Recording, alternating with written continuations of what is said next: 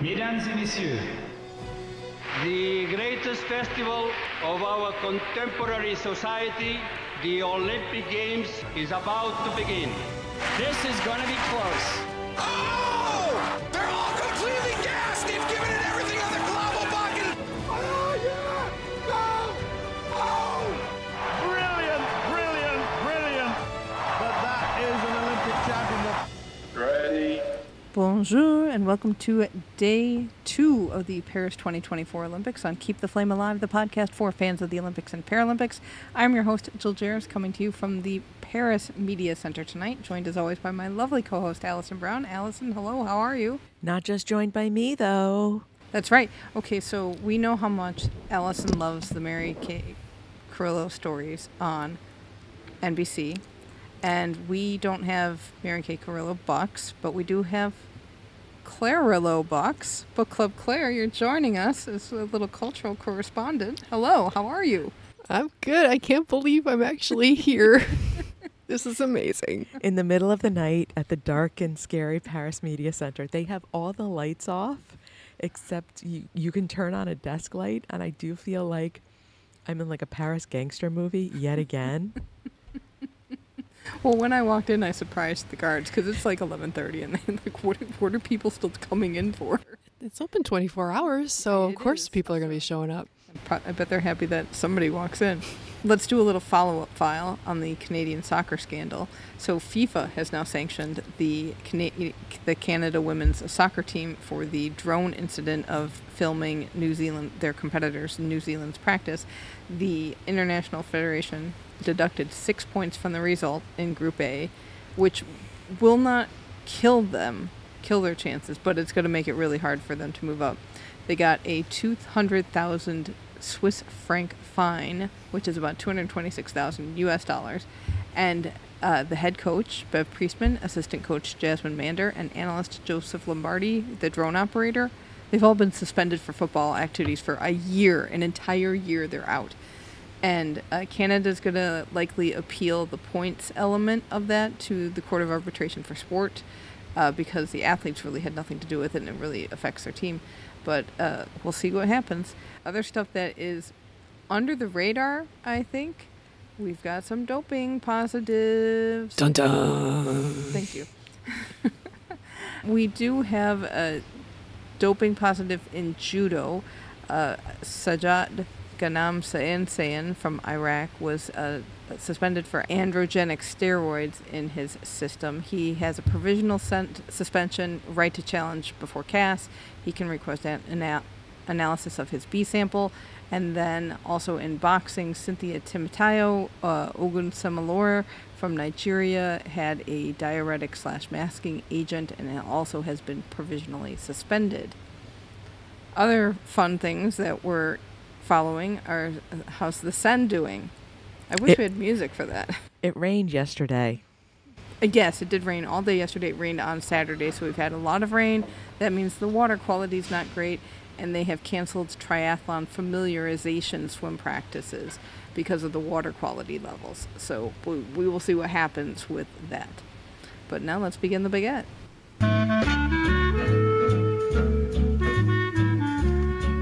So Claire, what have you been doing culturally? I've been enjoying Paris, and today I was able to do a press tour for the first time. So they offer a bunch of different tours around the city, kind of telling you, here's all the amazing stuff about Paris. And I saw one that actually fit with my schedule because I do have a lot of tickets that was all about the fountains of Paris. And I said, well, why not? It's water. What more could I learn about water in Paris? But there was a ton that I learned about water in Paris. And I was able to learn about the different types of, these are kind of drinking fountains. So tap water is drinkable in Paris, newsflash for any of you that were not aware of it. And so they showed how they've been installing different drinking fountains all over the city in every single arrondissement, and even some sparkling water taps. Oh. You know how I love the bubbles. Well, I do not. So they have a lot more still water ones. And a lot of the fountains that they install also have misters that you can turn on. I ran through a mister today, and I made 2 little French kids laugh. because they were pressing the mister. And let me tell you something. Today it has gone back to the heat, and I saw them hit that mister, and I said, I am crazy Aunt Allison. I am coming through. I'm looking forward to doing a little bit of misting over the next couple of days as it gets progressively warmer. And I'm glad I did this tour because now I know all these things for when it does get super hot, and I'll be, going back to what they taught me. And they did give me a really nice water bottle with a little baggie so that I could sling it over my shoulder. That's really cool. It was very nice. And I met the mayor of the 4 arrondissements in the center of Paris, not the mayor of all of Paris, just the guy that does, because they combined the governments for the 4 districts into one. So I met him, and he was very proud, and he wanted to tell us everything about everything we were walking past, which meant the tour got a little long, but I had a good time. Did he run through a mister? He did not, Well, but that's a disappointment. there were several people that just kept turning the misters on and on and on and on. They're amazing. They feel so nice. It made for a fun morning. I had a great time, and hopefully I can fit a few more of these in as I go along. I have been posting a bunch of stuff on our Instagram and YouTube shorts, so hopefully you guys are watching those. I went to an amazing bookstore a couple days ago and got some amazing artwork, so it's been a very fun experience. Today I met a very lovely man from Morocco who helped me at the grocery store as I was trying to check out, and I was struggling. And we talked about Morocco. So yes, I appreciated some culture today. Excellent. I found out that I had a medal ceremony at one of my events, and noticed that the medalists are given a box instead of the mascot. That the box is the poster. They all get posters. They will get their medal friezes later. Are they getting them at Champions Park as part of that celebration? I don't know. We'll find out. There's also a Coca-Cola Food Fest here, and it is, I walked by it as I was walking to archery, and I said, I'll go there afterwards. And then I was going over to fencing, and I had like 2 hours, in between hour and a half, 2 hours, and I figured to get across the river into fencing that it was going to take me an hour and a half. And then I was like, well, where's that Food Fest thing? And then I was like, I'm never finding that again. I walked by it on the way home. They have a international menu. They have other regular food as well, and showcasing Coke. But there's a lot of international chefs, so there's things like wonton nachos and stuff like that you can buy. And if you are at Invalides for the archery, or if you're anywhere near the Grand Palais or the Pont Alexandre Troisième, if you are looking at the spectator entrance for Invalides, it is to the left. Well, I did notice that at every venue, of course, Coke is a sponsor, so they have their cups, but you can get cups, and each cup has a different sport on it, or a different event. So when I went to rugby today, I got one, and I thought it was going to be a rugby cup. It turns out it was a BMX freestyle cup.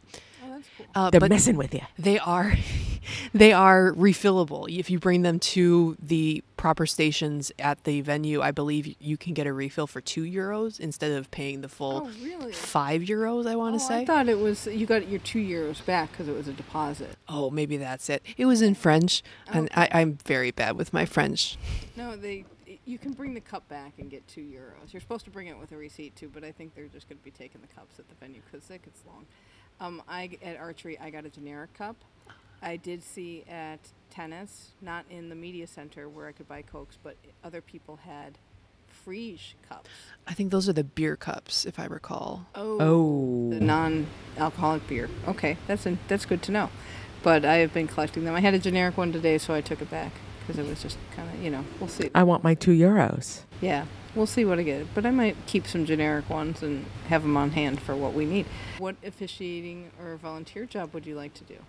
So today I went up to water polo, a volunteer, got to hit the trois coupe. Ooh, that's pretty cool.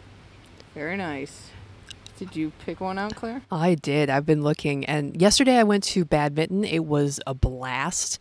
And I saw the guys that are across from the official that monitors the match and calls out the scores.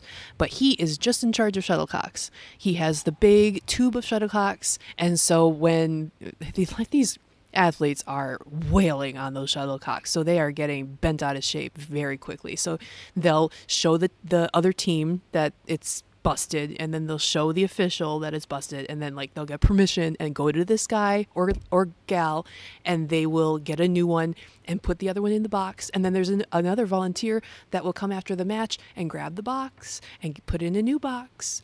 And so I want to be that person who exchanges the boxes and also checks the shuttlecocks to see if they can be reused. Nice. Excellent. I would like to be arrow delivery at archery. Once the arrows come out of the target, they go into a tube. Each team has their own arrow delivery person, and then at the end of the next set, they kind of deliver them down. So there's always like 2 people have tubes of arrows. There's another set of 2 people that have an empty tube, and once there's a set break, 2 of them run down, deliver the archer, and run back. It's pretty cool. I'll have to look for that when I go to see archery. All right, we have a mascot shout-out. Yes, so this week we have Polly and Mittens are our beautiful cat mascots. And they are from listener Erica, who was our Kickstarter reporter. Apparently they do enjoy watching some sports, so we have a movie posted on socials of them watching volleyball. Excellent. Thank you, Erica, for your support. All right, so daily results. So we're trying to be a little efficient today. We had early rounds in badminton, boxing, surfing, table tennis, and pool play and basketball. Although if you care, Team USA, I guess, wailed on Serbia pretty well. Football, handball, hockey, and volleyball. And so about tomorrow we'll start looking at how people are doing in their group stages. I went to archery.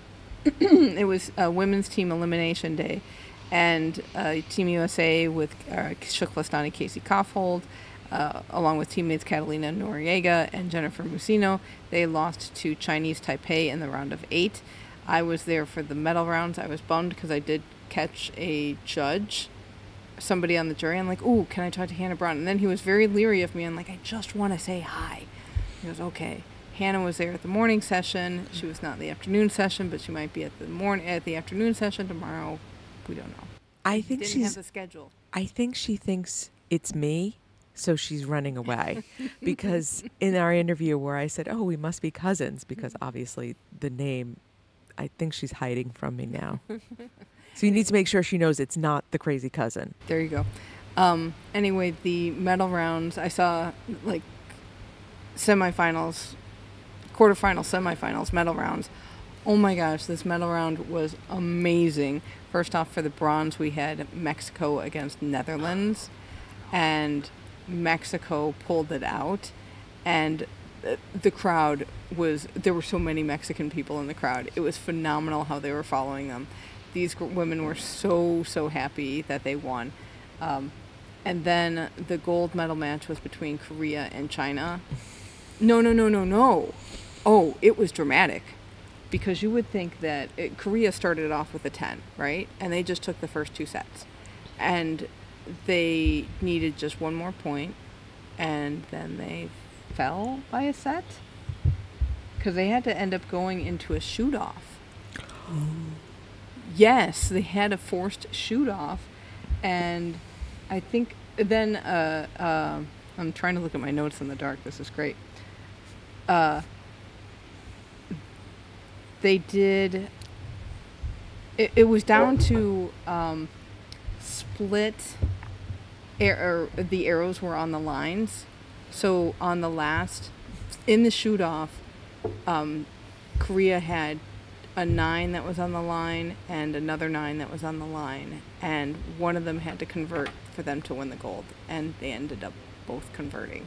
Wow. So it was amazing. The crowd was, as you can imagine, so full of Koreans. The coach was so thrilled. He was so excited.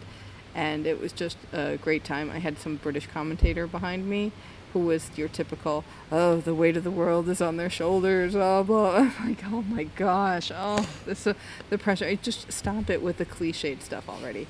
The other cool thing about archery is that the in-house announcer has been doing this for a long time. And it was so cool to see him in person. They had a little mini marching band for entertainment. I had one in rugby as well. Yeah. It was cool. It was very, very cool. They had the medal ceremony right there. So I was standing around and I looked back to my left and I see these, I was just like, who are these people from 1924? And I go, oh, they're the medal people. And those outfits are sharp looking. They are nice and they move beautifully. They're just well done and they just look like they've been transported from time. So that was really cool. I highly recommend archery, although it was sunny. It was a little windy. That was one of the things with the arrows because the wind kept moving around a little bit. So that caused a little havoc with the scoring. But so hot. It was really, really hot. And I didn't have an umbrella. A lot of people did. I like the idea of the umbrella. So I'm cowering against my backpack using that as shield. It was... That element was not fun. But I highly recommend archery. Let's move on to artistic gymnastics. We had women's qualifications. So to no one's surprise, the USA qualified in first for the team event. But there were some other surprises. Italy is in second. Wow. Great Britain is in seventh. Wow. So they had a bit of a rough day. Romania qualified for the women's team final. Who's coming back? That country. Nice. As far as the all-around, Suni Lee and Simone Biles, we'll see them. Rebecca Andrade from Brazil, we will see her. We will not see Jordan Childs, even though she finished fourth in qualifying, falling victim to the 2 gymnasts per NOC. And some very strange results to me. Algerian Kalia Namour qualified in 5th place. I've never heard of her. So nice to see some mixing up on the qualifications and apparatus. You've got a really wide range of countries coming in. So this is going to be a fun competition. Good. We have seen that Simone Biles has a little calf injury. Something's wrong with her, but she still qualified in first, but there's some kind of niggling pain. In beach volleyball, Shukflastani, Kelly Chang, and Sarah Hughes had their first match tonight, and they beat Barbara Hermanova and Marie Sarah Stoklova of Czechia 2-0. Do you hear a vacuum? Oh my gosh. Oh, it's the magical hour. So the golds went to, as you said, Australia's Jessica Fox. The silver was won by Claudia Svitlinska from Poland, and Kimberly Wood from Great Britain took the bronze. All right. In equestrian, we had a second stage of eventing cross country.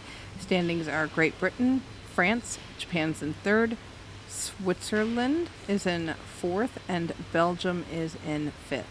Over in fencing, we had men's épée and women's foil today. I looked at what was going on and scrapped the rest of my plans. I was supposed to go to judo and beach volleyball, and went over to the Grand Palais, which you could hear the cheering from there in the archery venue. Oh, sweet. It's pretty intense. It's really, I think it's beautiful. I know what you meant about it, the medal got covered up, but I thought it wasn't covered up too terribly much. Shukflastani Jackie Dubrovich lost in the table of 32, and as we went on, it got down to just 2 Shukflastanis heading to the gold medal round. That would be Lauren Scruggs and Lee Kiefer. I also want to note that the female referees must be helping to keep the pantyhose industry afloat. Because I was like, wow, they have to wear pantyhose and heels. It is business attire for those refs. I was watching this on the feed because I was over at swimming while these matches were going on, and I was sitting in my seat at swimming while they were doing warm-ups, watching the fencing, and the 2 groups of people who were sitting behind me over each shoulder saw me sort of gesticulating wildly because there was no sound, and then started watching the matches, the 2 semifinals with me. Oh, okay. Did you see their entrances? No. They came down the grand staircase.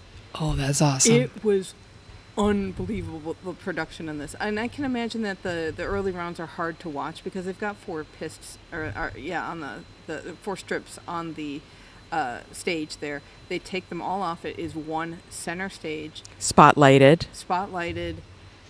They come down the grand staircase and then through the main door and everybody gets introduced. It was unbelievable to see that there. Then foil. So in the semifinal, Lauren Scruggs was up against Eleanor Harvey from Canada, and she won and was just beyond thrilled because I don't think she thought she could get this far. And all of a sudden she's going for the gold medal. Eleanor Harvey did go on to win the bronze, and then it's an all-American final, which is amazing, never happened before. Right, and that's just amazing to begin with. The final was kind of a letdown in the way that you could see that Lauren was very young for the world stage, and Lee Kiefer just demolished her before the first round was over. So that was within 3 minutes of fencing. So Lee Kiefer repeats. She is the first American and only the third woman to repeat in foil, repeat their gold. So that was really, really nice. She just looked so thrilled, and it was beautiful. Just the points she was scoring, because Lauren would leave herself wide open. You could see these really clean hits, and it was just gorgeous to watch. I want to mention Lauren is 20.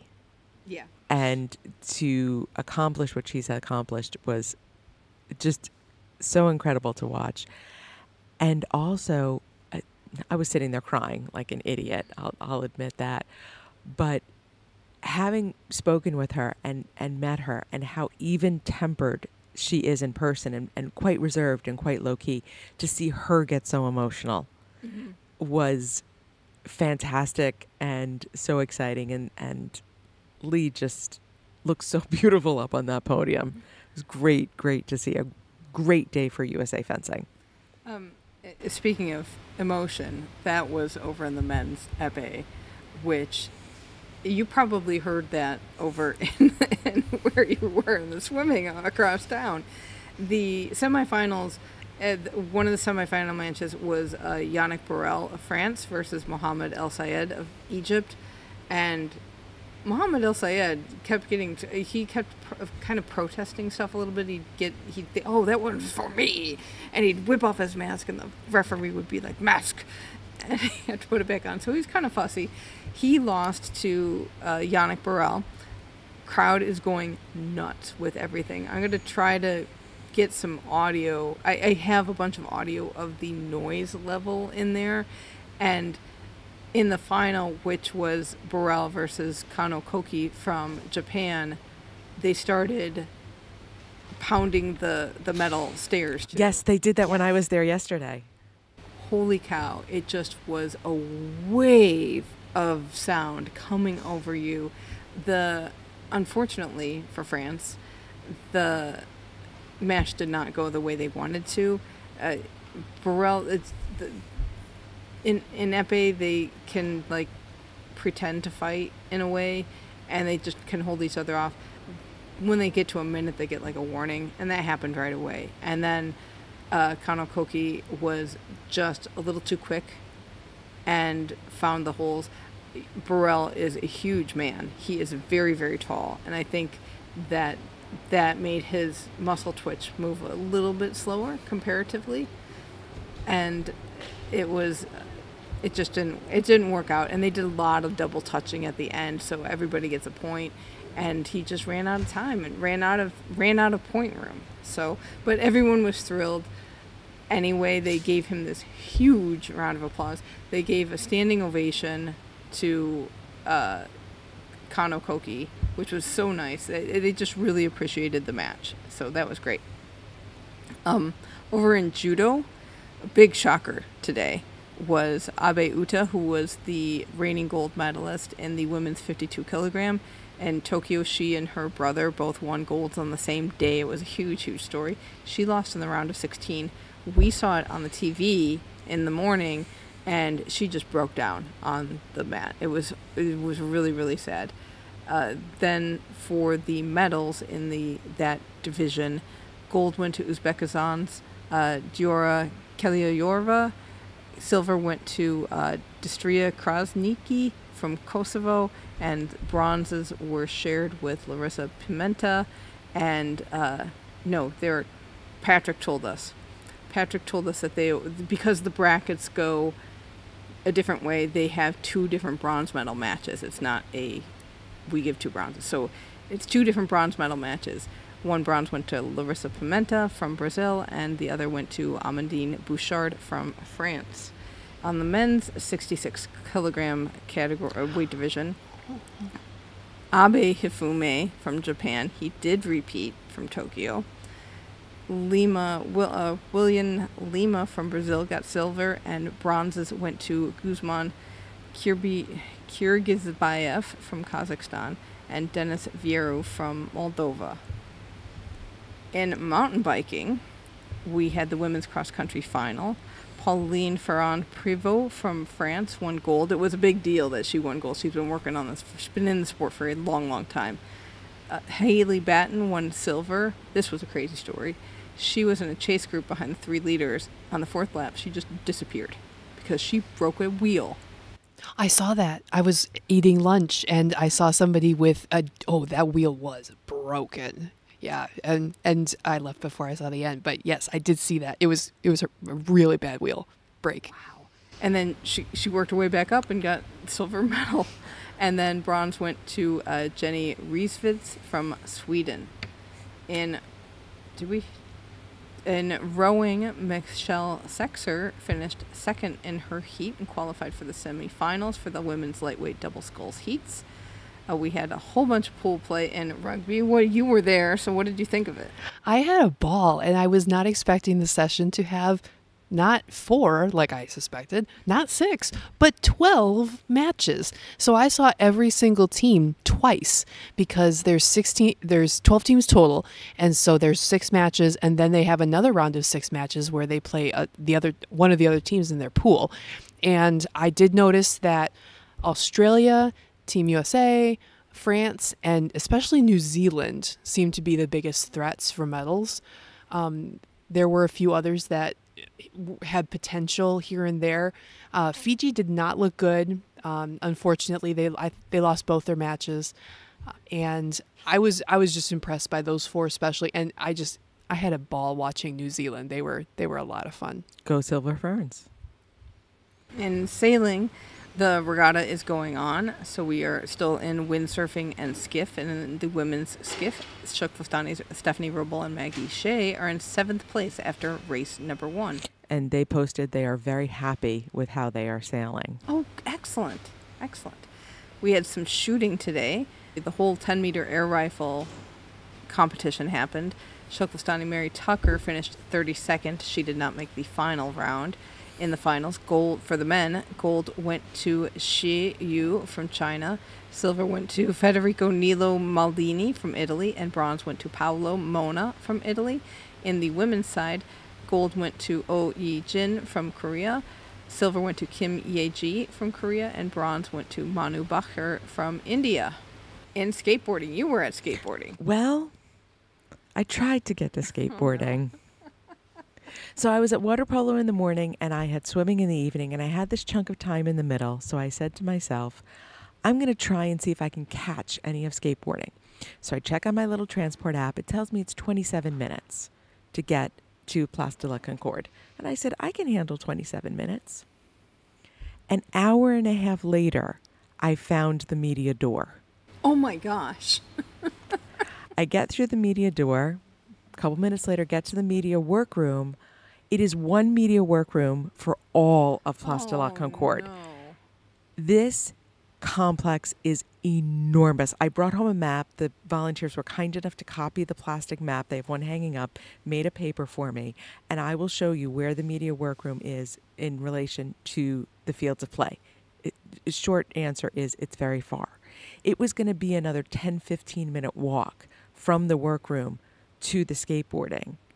And because it was an hour and a half, we were already 45 minutes in, so I just gave up and went to swimming because I did not want to be late for swimming. And given how my transportation was, they told me it was another half an hour to swimming. It wasn't.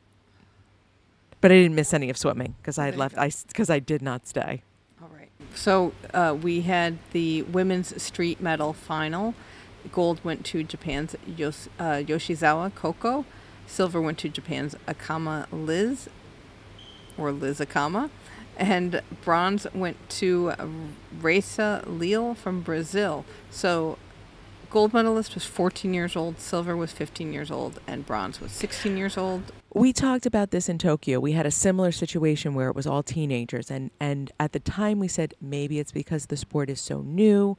Maybe it's because women coming into the sport has not been accepted, so it skews younger. No, this is on purpose because this is a judged sport. Clearly, there is a bias towards very young female skateboarders. Really? I think so. How else can you explain it? Because where are all those teenagers from Tokyo? Did they all retire? Otherwise, we should have people coming back who are now 20. You would think. And you don't. You have an 11-year-old in the competition. Isn't that what gymnastics had to deal with for many years early on? Or not early on, but in about 20 years ago? They went through a cycle. So like up until 1972, it was a women's sport. And then we went through, 30, 40 years of being very young. And now we're going back. The difference is we've never had this sport not be middle school girls and very young high school girls. In the Olympics, yes. But, when it first kicked off in the 80s and 90s, there were women.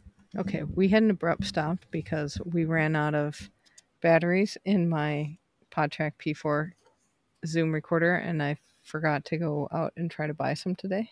So and put extras. I have extras back in the hotel room, so this is now a quest for tomorrow. But because we also have been trying to pack lighter, we have taken enough cables and cords out. But you were carrying 2 microphones around all day today, Allison. So now we are down to sharing on 1 mic when we had 3. We make it work. That's right. So we were in the middle of skateboarding. Let's move over to swimming, which is all you. It is all me. And I have to tell you, I am so glad it was all me today.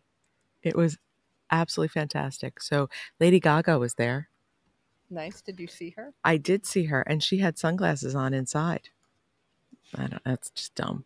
So first race featured Leon Marchand, who has been kind of the face of a lot of things that we've seen on French press. So that the crowd, of course, went absolutely insane. It was the 400 IM. Thankfully, he won, and he won handily. It was really beautiful. The best part of it was in the medal ceremony, Martin Fourcade presented him his medal. Get out of here. Yeah. It was pretty exciting. And Carson Foster pulled out a bronze, and he pulled it out. It was a tight race, surprisingly, behind Leon Marchand. So gold went to Leon Marchand from France, silver to Tomoyuki Matsushita from Japan, and as I said, bronze to Carson Foster from the US.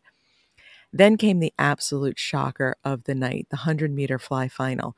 Gretchen Walsh last night set a new Olympic record in the semifinals. And in this race, you've got Maggie McNeil, who's the defending gold medalist, Australian Emma McCune, who's dominated in this in previous years.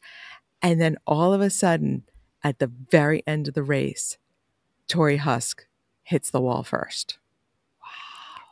Absolute shocker. So Tori Husk wins gold from the United States. Gretchen Walsh is silver. And Yufei Zhang from China pulled out the bronze. So Maggie McNeil was 5th. Emma McKeon was 6th. And now we have a new Olympic record. So on the podium, Tori pulled Gretchen up to the top step. Aww. During the anthem. So that was pretty dramatic.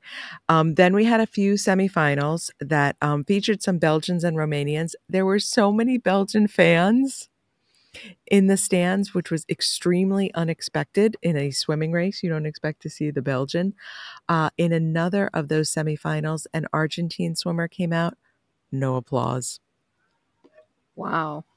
Did you know was Argentina in rugby, Claire? Argentina was not in rugby, so I haven't seen any Argentina people in my events. So I'm kind of curious to see, because I am going to see Japan versus Argentina for men's volleyball on Wednesday. So that should be interesting. So then we get to the race that I was there for, which was the 100-meter breast final. And I've been talking about this stupid race for months, and I'm beginning to think I jinxed it. This is the Adam Peaty. He has 2 gold medals in this event previously. He was trying to three-peat, kind of an unheard of thing to do for a swimmer. And he didn't by 0.02 of a second. Wow. He did tie for silver, though, which was a tie in swimming is always very unexpected. But Italian Niccolo Martignetti won the gold. And let me tell you something. There were Italian fans sitting right behind me. They were some very happy people. Adam Peaty, from Great Britain won the silver, and Nick Fink tied for the silver with him. And that was swimming tonight. Not many finals tonight, but what an atmosphere because of Leon Marchand. You think fencing was loud? I think I may have you beat. I don't know. I wish I had a meter that would tell something like that. I'm not scrolling up in our show sheet to say if I talked about tennis already, but they're still early rounds. They're catching up from the rain. The hard thing about any Grand Slam, but also with the Olympics, is that favorites can go out pretty quickly. Actually, in the Olympics, it's a little bit more because there's fewer people around. So American Christopher Eubanks, he lost in the first round today. That's tough to see. Then you went to see water polo.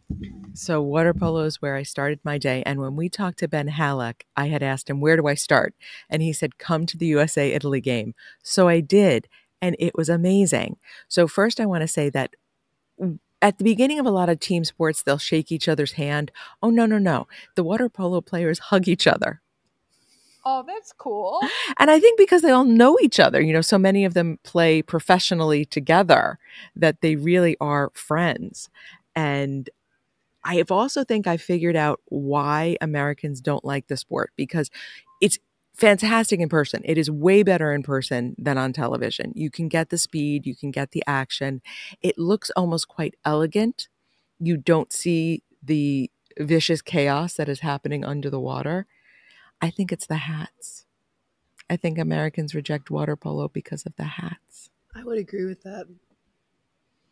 But unfortunately, the U.S. did lose 12-8 to the Italians, but it is early going still. So Ben Halleck, TKFLASTAN, I will be back. All right. And she can be back because of support from listeners like you who help us get here. We are an independent podcast, so that means we are independently funded. The nice part is for you that we can bring you unfiltered commentary. I don't know about that. But we can bring you unfiltered content and give you the insight into the Olympics and Paralympics that you really want to see. Unfortunately, that also costs money. So we could use your support to help keep our flame alive. You can look at flamealivepod.com/support for more information. There's a number of ways to give. You can Venmo us money. You can PayPal us money. We also look for ongoing patrons at patreon.com/flamealivepod. And patrons are getting some special content, such as any paid member of Patreon gets a picture of the day that goes nowhere else. Today, you got to look at the Archery Media Lounge, which is pretty cool. They decorated for the finals. I was really surprised. And then the higher levels of patrons also get random extra video from here as well. And I think we're piling up on some video because I have some that probably needs to get out there. And I think you do as well. We need the funds to buy batteries. Yeah, cab rides and batteries. That's what we're now on.